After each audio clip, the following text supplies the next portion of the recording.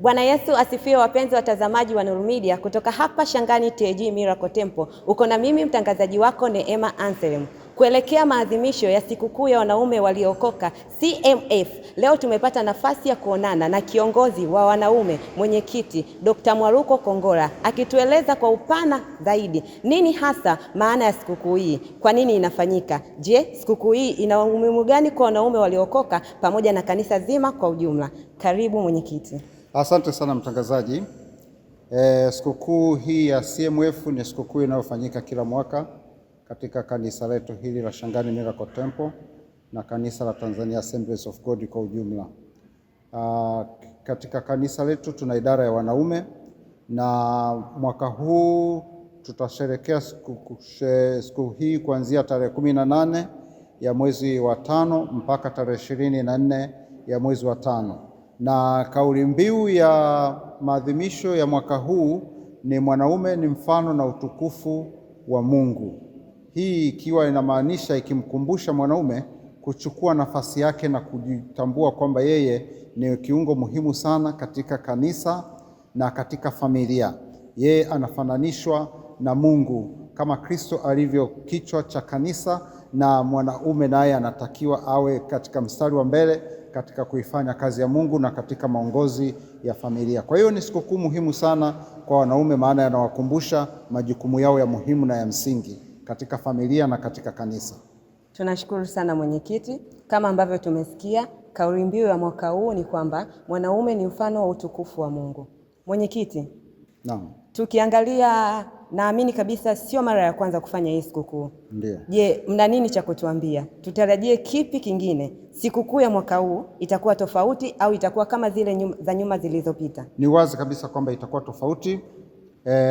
Mambo mbalimbali ambayo yameandaliwa na wanaume yatafanyika siku ya Jumapili.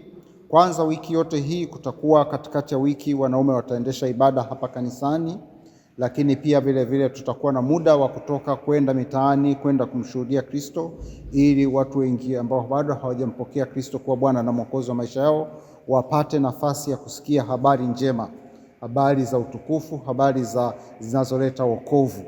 Kwa hivyo kutakuwa na wiki hiyo, tutakwenda mitaani huko, lakini pia siku ya Jumapili wanaume wataongoza ibada kuanzia asubuhi mpaka mchana, na shughuli zote zitakazofanyika kanisani zitafanywa chini ya uongozi wa idara yetu. Asante mwenyekiti. Tukiangalia kwa dunia leo, tukiangalia hata kwa habari za makanisani, tunaona idadi ya wanawake imekuwa nyingi sana kuliko wanaume. Je, unahisi kuna ugumu gani ambao unawakuta wanaume hasa kushiriki katika masuala ya kiroho? Kwa kweli hiyo ni changamoto, tena ni changamoto kubwa sana, na ni tatizo ambalo kwa kweli linatakiwa tulitizame kwa ukaribu sana na kwa uzito unaostahili, kwa sababu ukiangalia makanisani kama ulivyoeleza kwamba idadi ya wanaume na wanawake ni tofauti, ni kubwa sana. Wanawake ni wengi, inawezekana wanaume wakawa nusu au hata robo kabisa ya idadi ya wanaume, ya idadi ya wanawake kanisani. Kwa hiyo sasa hiyo ni changamoto kubwa, na ndio maana mojawapo kati ya mkakati tulionao katika idara yetu ni mwanaume amvune mwanaume mwenzie. Mwanaume aende akamshuhudie mwanaume mwenzake ili aweze kumleta aweze kumleta kwa Kristo. Hiyo ni changamoto, na wanaume wanakabiliwa na mambo mbalimbali, majukumu ya kifamilia, majukumu ya kazini. Kwa hiyo ni mojawapo kati ya vitu vinavyowafanya wanaume kwa kweli wawe mbali na shughuli mbalimbali za kijamii, shughuli mbalimbali za kiroho, kwa sababu wengi unakuta wako migodini, wengi unakuta wako kwenye bodaboda, wengi unakuta wako kwenye shughuli zingine mbalimbali, wanategemewa na familia, wanatizama na macho mengi sana yanawatizama wanaume. Lakini hilo bado sio sababu ya wao kumrudia Mungu. Inatakiwa mrudie muumba wao. Lakini pia vile vile tunajua kwamba mwanaume anatafutwa na maeneo mengi sana, changamoto kwa wanaume ni nyingi mno. Kwa hiyo hayo yote ni mojawapo kati ya mambo ambayo idara yetu inashughulika nayo. Asante mwenyekiti. Wewe kama kiongozi, leo hii ukipewa nafasi ya kuondoa tabia moja kwa wanaume, je, utaanza na ipi? Tabia za kutokujali. Wanaume hawajali afya zao, wanaume hawajali masuala ya kiroho, wanaume wana ule ushujaa uliopitiliza, wanajiamini kupitiliza.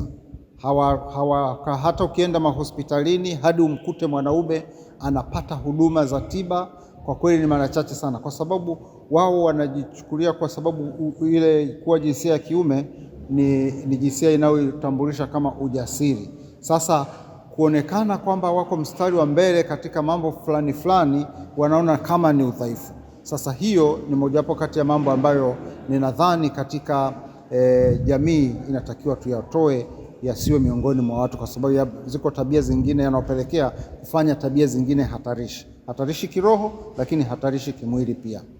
Asante sana mwenyekiti. Kwa kuhitimisha, nikupe nafasi ya upendeleo kuwaambia ndugu watazamaji kuelekea msimu huu wa sikukuu ya wanaume waliokoka, una nini cha kuambia? Asante sana. Kwanza kabisa nikushukuru kwa kuja kuongea na mimi, lakini niwaombe washirika wa Shangani waalike watu mbalimbali wafike katika ibada za katikati ya wiki. Tunao walimu wazuri watakuwa wakifundisha maneno ya Mungu, waalike watu mbalimbali.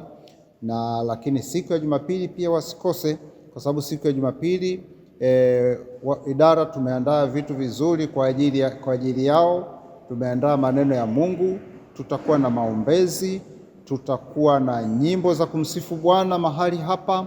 Baraka zitakuwa nyingi sana. Kwa hiyo waalike watu mbalimbali, walete wagonjwa na wenye shida mbalimbali, waje tuwaombee baraka za Bwana.